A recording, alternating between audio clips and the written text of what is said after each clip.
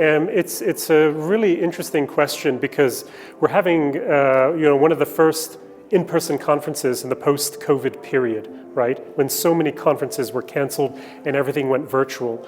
And you could immediately see what was lost participating in those virtual conferences. So this happens to me my very first time after COVID flying to another country and finally having an opportunity to participate like this.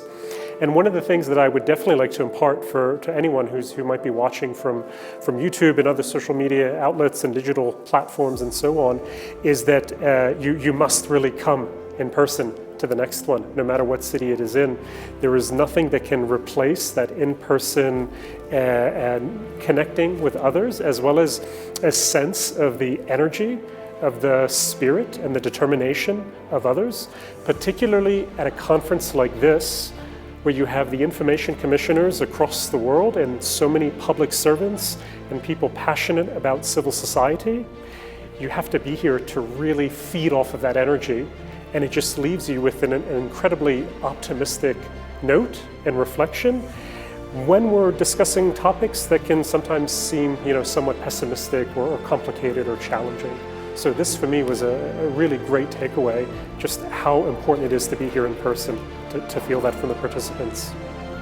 So the message I would leave to the colleagues and the participants today, I think it would be very much informed by my own position at the World Bank Group, a multilateral finance bank that is focused on developing countries across the world.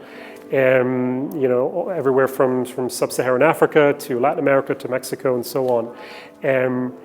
All of these themes that we have talked about today are concerns in all countries, including my home country where I live and work, Washington, D.C. in the United States.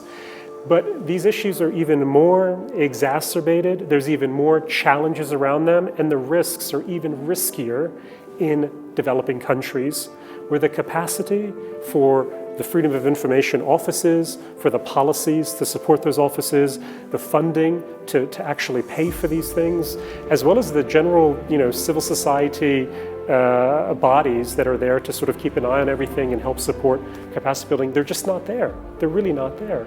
There's other priorities in a lot of these countries. I think it is really, the onus is on the organizers of this conference and everyone who has come today, everyone who's participating online in the virtual platforms, to really think about how they can bring in all of the different partners within their countries, all of the different stakeholders in government, to bring freedom of information really at the top of the priorities, along other development issues such as gender, sustainability, and climate change, and so on.